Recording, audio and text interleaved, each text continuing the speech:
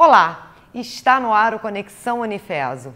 No programa de hoje, vamos ficar por dentro do que acontece no grupo de História da Medicina do Unifeso e logo na sequência vamos conversar a respeito da criatividade na hora de escrever um texto. Não saia daí, voltamos já já.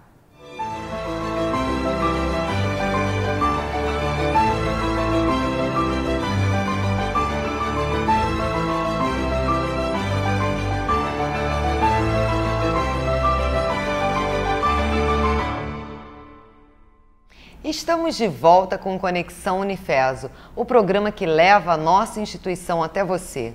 E hoje estamos recebendo o professor Daniel Hernandes, que é o coordenador do grupo da História da Medicina do Unifeso, acompanhado também do estudante do curso de graduação em Medicina, Diego Rombock.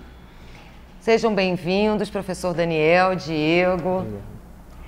Professor Daniel, conta pra gente um pouquinho como que começou esse trabalho do grupo da História da Medicina do Unifeso. Prazer estar aqui de novo. O grupo de História da Medicina começou em 2011, mais precisamente no dia 14 de setembro. Eu fui chamado para fazer uma palestra para o pessoal do então primeiro período, o pessoal que estava entrando, né? E aí eu pensei, durante aquele movimento todo, eu pensei o seguinte: a gente podia começar a fazer alguma coisa sobre história da medicina, que era algo que eu já tinha em mente há muito tempo. Aí eu falei para os alunos, tal dia, não me lembro mais qual foi o dia da semana, eu vou fazer uma reunião lá no laboratório de histologia, 6 horas da tarde, depois a gente discutir história da medicina. Quem quiser vai. Aí uns 20 alunos foram, né? E a partir daí nós já estamos no 6º ano de grupo. Com essas reuniões periódicas. Toda semana fazendo reunião. A gente tem uma média de 12 a 15 reuniões a cada período, né?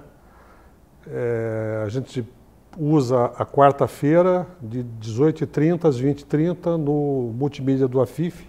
No campus sede do Unifeso. E basicamente para a gente estudar a história da medicina, né? Os alunos apresentam trabalhos.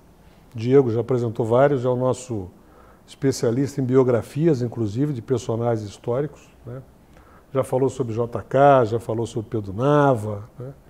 E os alunos eles se preparam, eu oriento todos eles fazem trabalhos, pesquisam, apresentam, são avaliados agora, desde 2 semestres atrás, e recebem prêmios pelos trabalhos que eles apresentam, porque os próprios alunos julgam os trabalhos que estão sendo apresentados. Olha que bacana. Então, são 3 troféus e 2 menções honrosas. Bacana demais. E Diego, como que você começou a participar desse grupo? O que te atraiu? Foi assim, professor, obrigado pelo convite. O professor foi dar essa palestra, no caso, na minha turma. E nessa palestra ele falou uma frase que me sensibilizou muito, relacionada assim, que como ele era médico, então ele tinha que pensar e agir como médico. Essa frase, mais ou menos, é referente ao que um professor relatou para ele e ficou para ele. Quando ele falou isso, eu fiz uma análise intrínseca, né? E eu disse, poxa, que frase maravilhosa. Porque, poxa, como é que eu posso, por exemplo, falar do sertão se eu não sou de lá? Entendeu? Se eu sou de lá do sertão, eu tenho muito mais capacidade para falar de lá do que qualquer outra pessoa. Então ali é o meu mundo, ali é meu microambiente, minha microsociologia, entendeu? Então, por exemplo, o ato de ser médico abre um campo muito maior do que determinadas profissões, entendeu? Para você poder analisar. O médico ele não só analisa o paciente, mas ele analisa todo aquele microambiente, aquela microsociologia daquele paciente. Então isso de certa forma, me despertou uma certa atenção e eu já gostava também da questão de história, né? Eu também cheguei a cursar até 6 meses na Unirio História e com isso me sensibilizou e fui à procura do professor Daniel e entrei no grupo e faço parte dos fundadores do grupo. Você já está... Hoje eu sou o membro mais antigo. Hoje ele já é um veterano, né? Hoje ele é membro honorário. Agora, professor Daniel, além do grupo da História da Medicina, também existe é o Programa de Literatura, Artes, Memória e Cinema do Centro de Ciências da Saúde, que também é coordenado por você. Conta um pouquinho como que foi a criação desse programa. Ele foi um desdobramento do grupo da História da Medicina? Por causa do grupo, né, por causa do sucesso que o grupo teve, o grupo de História da Medicina, pela frequência, pela credibilidade do grupo, chegou um determinado momento em que a professora Mariana, que é a diretora do CCS, sugeriu a criação de algo mais ligado à parte cultural, que era uma coisa que também já estava na minha cabeça, né? Essa questão de literatura, escrever contos, participar de concursos. Eu sou da Sociedade Brasileira de Médicos e Escritores, da Academia Brasileira de Médicos e Escritores. Então juntou a vontade que a gente tinha com a ideia que surgiu e nós fizemos primeiro um projeto e agora estamos desenvolvendo esse programa, que tem uma outra dimensão, né? É um programa voltado para os estudantes, os professores e os funcionários do CCS, portanto é uma coisa que abarca uma quantidade muito maior de pessoas. Em compensação, tem uma frequência ainda pequena, por não ser uma questão, vamos dizer, cultural entre os alunos ainda, isso tem que ser mais conhecido, inclusive, né? E muita gente tem vergonha, né? Eu escrevo uma poesia, mas eu não vou falar para os outros. Tirar o poeta da gaveta tirar o poeta problema, da gaveta, né? e outras coisas, né? A gente tem pessoas, por exemplo, que pintam, que fazem escultura, que fazem charge, né? Que declamam, que gostam de cinema. Então nós estamos usando tudo isso, né? Dia 27 de abril nós vamos fazer uma outra sessão de cinema, né? Onde a gente passa um filme ligado à área de saúde de uma forma geral e depois a gente discute, né? Numa das atividades do Planck, né? Do nosso desse programa, né? de Literatura, Artes, Memória e Cinema do CCS. Agora, Diego, você está lançando um livro de poesias, né? Você está terminando a faculdade de medicina, futuro médico, mas está lançando um livro de poesias. Queria que você falasse um pouquinho para a gente. É o seu primeiro livro, né? Como é que está sendo essa experiência? Né? Você já está até aqui, a gente vai mostrar para o pessoal também o layout da capa. Conta um pouquinho para a gente. Esse eu já escrevia desde pequeno, né? No caso, desde os 14 anos, eu escrevi mais na forma de rascunho. Eu escrevia e acabava a questão de colocar em gaveta e aquilo se perdia, até de uma forma também desorganizada, a questão da escrita, dos pensamentos e etc. Aí quando, em 2010, eu morava no Rio, aí eu comecei a sintetizar bem o meu texto, né? A questão de formular a questão poética. Aí comecei escrevendo poesias. De 2010 eu abri um blog, eu fiz um blog chamado Rumbock Poesias, blogspot.com. Rumbock Poesias, blogspot.com. E tá, quem quiser pode olhar. Pode entrar para poder analisar. Desse blog tem mais ou menos 38 poesias. E eu tinha a ideia de lançar o livro, só que assim, tinha a ideia, mas nada de executar a ação. E através do grupo de História da Medicina, através da referência do professor Daniel, ele como membro da Sociedade Brasileira de Médicos e Escritores e chegou a ser presidente da Abrames, que no caso da academia, né? Ele é membro da Sobrames pelo Rio Grande do Sul e através dele entramos em contato com a presidente da Sobrames do Rio de Janeiro, que no caso a maioria dos estados do país existe uma regional da Sobrames, que é a Sociedade de Médicos e Escritores. E entramos, ela analisou meus textos e eu consegui ser, hoje eu sou membro, né? Membro estudante da Sobrames com a sede aqui do Rio de Janeiro, né? E com isso a ideia de publicar o livro, de juntar essas poesias que já tinha no blog e formular, no caso, outras e fechar para um livro, surgiu e executei, né? Só que, por exemplo, eu guardei esse livro na gaveta e eu queria lançar ele quando tivesse pelo menos a ideia ou então mais ou menos alguma coisa bem próximo do lançamento dele. Aí fiz o livro mais ou menos de 2013 a 2014, né, de novembro a fevereiro completei com 50 poesias, então com 88 poesias o livro, com essas 38 do blog, e entreguei ao professor Daniel. Ele foi o primeiro leitor do livro, né? E através disso, agora, como eu já tenho uma ideia de outro livro, Eu disse, não, agora é hora Pois de é, lançar. já tem um outro no Já. forno, né? Aham. Aí eu disse, agora vamos lançar esse. Aí eu já tinha até a ideia da capa e tudo, eu disse, não, agora vamos fazer e vamos lançar. Então, queria que você mostrasse um pouquinho pra gente essa capa, né? Por que Negro Sofá? Negro Né? Sofá. Que é a capa do livro, o título do livro, né? E tem Mostra lá. um sofá negro, né? Uhum. Eu achei o maior barato esse contraste também. Esse é um livro também, por exemplo, sou um crítico, né? Sou um pouco crítico, tento, só às vezes até meio agressivo com as tais críticas. É um livro crítico também, né? É um livro poético que conta, no caso, atos observacionais da minha parte, de amigos que contam certas coisas. Para mim, eu vou lá e escrevo. Para mim é uma coisa natural, né? De tentar escrever, tentar passar o que é aquilo que passou com o professor Daniel, com você, com aquele cara que está passando pela rua, né? Para mim é uma coisa assim, banal, vou lá e escrevo, tento escrever alguma coisa sobre isso. Às vezes não sai, às vezes sai perfeita, né? Aquela coisa do escritor. E o título do livro Negro Sofá é como se fosse uma redenção amorosa.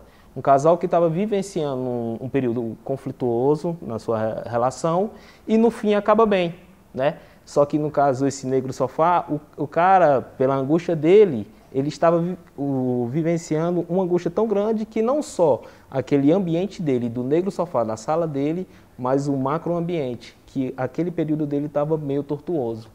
Como se aquele sofá tivesse ali envolvendo ele, ali, entendeu? Né? Não só confidente.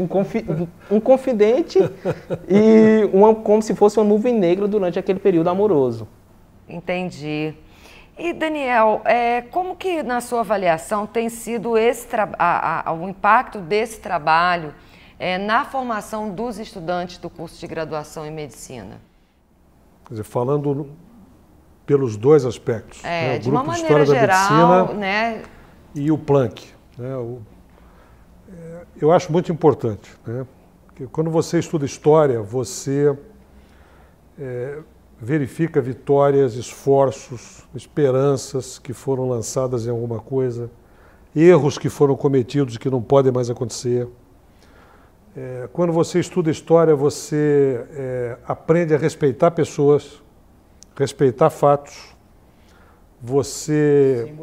símbolos, né? Você tem uma questão muito importante que é a humanização dos seus atos como médico, né? E eu acho isso muito importante. A gente discutiu muito a questão ética, né? Os trabalhos permitem muito isso. E uma coisa importante é que existe uma Sociedade Brasileira de História da Medicina. Essa sociedade, ela todo ano faz um congresso e existe um prêmio chamado Prêmio Carlos da Silva Lacais. O professor Lacais foi um grande professor em São Paulo e foi o primeiro presidente da sociedade. Existe um prêmio com o nome dele, dado a melhor monografia de História da Medicina naquele ano. O ano de 2015, nós tiramos segundo lugar. O ano de 2016, nós tiramos primeiro lugar. Olha que bacana. E esse ano a gente vai manter isso, se Deus quiser, outra vez. No ano do que a FESO comemorou seus 50 anos, né? 50 anos. Muito Essas legal. coisas precisam ser divulgadas, né? Quer dizer, você veja bem, nós temos uma aluna, no caso, que foi a Cristina, né, que tirou primeiro lugar nacional, né? Segundo lugar, o ano anterior, o Fábio Bustamante, né? Pô, segundo lugar nacional, primeiro lugar nacional não é qualquer coisa, né? E foi em Teresina. Senhora, segundo lugar o prêmio foi na terra dele. Mas esses prêmios indicam a qualidade dos trabalhos que os alunos daqui fazem, né? Indo para o lado do Planck, literatura, artes, memória e cinema, você também leva para um outro contexto, que é o contexto da produção não científica, né? Que é uma coisa importante. O médico vive muito estressado, né? O profissional de saúde, veterinário, o fisioterapeuta, o dentista, o médico, eles precisam de uma válvula de escape. Então existem muitos profissionais que pintam, né? Que escrevem, que saem, por exemplo, de um dia tremendamente difícil e joga aquilo no papel, ou faz um desenho humorístico, alguma coisa dessa natureza. Isso, além de ser uma forma de mostrar cultura, representa extravasamento de emoções, né? Como que ele se relaciona com o ambiente que ele está vivendo através da cultura que ele tem. Então eu acho extremamente importante, nós temos conseguido fazer isso, né? Que é as pessoas mostrarem o que elas constroem, né? O que elas escrevem, o que elas têm de sentimento delas para as outras pessoas, né? E gradativamente a gente está conseguindo atingir um número maior de pessoas, né? Claro que tem algumas coisas que chamam mais atenção do que outras, por exemplo, o cinema atrai muita gente, né? Literatura, o pessoal ainda está muito assim, né? Como é que eu vou escrever? Dá um pouco de trabalho, né? Não, nós já estamos agora fazendo algumas relações, né? A professora que vai falar contigo aqui depois da gente já tem uma... Sem dúvida. Nós já fizemos um convite agora há pouco aqui para ir lá, falar sobre redação para os alunos, essa questão da poesia. Eu acho que com o tempo a gente vai fazendo cada vez mais coisas, né? Mas já colhemos muitos bons frutos. Muito bom. E para você, Diego, como que foi essa experiência na sua formação como futuro médico? Como é que você avalia essa questão e também essa interação que você está tendo a partir da possibilidade de participar, né, como estudante da Sociedade Brasileira de Médicos e Escritores, quer dizer, perceber que existem outros estudantes de medicina no país que também compartilham desse mesmo gosto pela literatura, pelo fazer literário. E como que você avalia essa participação? Eu acho muito boa e existe muitos estudantes que querem se expressar, que querem mostrar alguma coisa que eles fazem. No caso, tem um Cadu que também escreve, né, também do grupo de história, mas existe um certo bloqueio deles de tentar mostrar isso ao público, no caso, tanto no grupo de História da Medicina, tanto no caso na Sobrames. Existe também um certo bloqueio, autobloqueio deles, né? Mas no caso, na Sobrames e tanto no grupo de História da Medicina, você vê uma inserção cada vez maior. E a parte benéfica disso é a questão de você ampliar o seu campo visual, no caso, na visão de cada paciente que eu tenho. No caso, cada paciente é um mundo totalmente diferente. É uma patologia diferente da outra. Mesmo se ela for a mesma patologia, é outra pessoa, é outra vivência. Então, aumenta o seu espectro de visual relacionado àquele paciente. Isso acaba enriquecendo também a maneira como você vai fazer esse diagnóstico, né? Entender a origem, a cultura, os hábitos, até a alimentação. O que levou tudo, ele né? a ter determinada patologia, tá? A questão da epidemiologia, a importância da epidemiologia clínica, né? No estudo da medicina, que também hoje não é tão falado, né? E tem uma grande importância na área clínica. Agora, para quem está começando, então, é uma excelente oportunidade, né? Pelo que eu estou entendendo, a participação nesses grupos, porque é uma oportunidade também de uma formação muito mais integral, né? De mais abrangência, que traz outras vivências, como vocês estão colocando. Sim, e a questão também das residências médicas, hoje está muito pareado a questão de seleção deles. Então, numa análise curricular que muitas cobram, chega a cobrar, você tiver um diferencial desse no seu currículo, você consegue se sobressair em relação aos outros, né? Porque um cara que tem um chefe que tem uma análise crítica relacionado a uma seleção, ele vai dizer, não, esse cara aqui tem uma coisa diferente dos outros, né? Então, eu acho isso fundamental. Acaba também se tornando uma fonte de vantagem competitiva nesse processo aí de seleção. De tão concorrido, né? que é. Você não pode ficar só ciência, né? Você tem que lembrar que você é uma pessoa humana, né? E com os seus medos, com as suas preocupações, com as suas formas de aliviar a tensão, né? Então é muito importante participar disso, até porque, como você falou, essa questão integral, né? Você vê a cultura de uma forma integral também é um negócio muito interessante, né? E que tem sido, inclusive, muito valorizado institucionalmente. Agora, professor, essas atividades, elas são abertas para os estudantes do Centro de Ciências da Saúde, mas também para outros estudantes do Unifeso, para a comunidade, de repente uma pessoa que já terminou o seu curso na área da saúde ou em outra área e que queira conhecer esse trabalho, queira participar, existe essa oportunidade? Claro, não tem nenhum problema. Nós tivemos, inclusive, só para ilustrar, a gente teve um aluno que 2 anos antes dele entrar na Faculdade de Medicina aqui em Teresópolis, ele já frequentava o grupo de História da Medicina, o Otávio Canto. Hoje ele já está no sexto período, né? Ele ia para a biblioteca estudar sobre do grupo de História da Medicina e ele frequentava o grupo. Depois é que ele se 2 anos depois é que ele passou no vestibular e aí entrou no grupo mesmo como aluno. Né? Que bacana.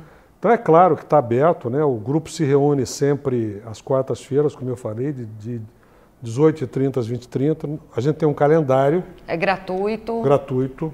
Tanto o grupo de História da Medicina quanto o Planck são gratuitos, são atividades gratuitas. O grupo de História da Medicina funciona no laboratório de histologia? Não. O grupo de História da Medicina e o Planck, eles se reúnem no mesmo lugar hoje. Ah, tá. Lá na multimídia do prédio AFIF, campus sede do Unifesp. Às quartas-feiras, o grupo da História da Medicina, de 18h30 às 20h30. Os alunos que se inscrevem, né, que eles têm que ter 70% de frequência, 75% de frequência, e eles têm direito à hora complementar para isso aí. Né? E para cada atividade do Planck também são 3 horas complementares para o nosso aluno, né, do centro, independentemente do curso que ele está. E é claro que outras pessoas podem ir, né? A gente geralmente coloca o nosso calendário no Facebook do Grupo de História da Medicina, que já está mais conhecido. Né? Só lembrando, por exemplo, que essa semana a gente não teve atividade, semana que vem também não é pelos feriados, é porque também pega a época de prova dos alunos, nós temos que deixar eles... guardar esse tempo para as provas. Senão né? A gente acaba tendo uma reunião muito pequena. Né? O importante é que todo mundo participe de cabeça tranquila, né? E às vezes eles ficam alucinados com prova e tal, então... Tá certo. Eu quero agradecer muito a participação de vocês no nosso programa. Professor Daniel, mais uma vez. Prazer. Diego, parabéns por esse livro, né? Que venham muitos outros aí, que esse poeta nunca fique dentro da gaveta. Já tem a data prevista, mais ou menos, do lançamento? Meados de maio. Tá certo. Lançando aí pela Amazon, a primeiro e-book, né? Depois eu estou vendo questão de editora para poder lançar ele em físico, né? Bacana. Vamos lançar, né? Dentro do Unifesp também, muito importante, né? Certeza. Parabéns mais uma vez. Obrigada, professor. Obrigado, gente. E nós voltamos já. Vamos conversar com a professora Líria, que vai nos falar sobre redação criativa. É um minutinho só, não saia daí.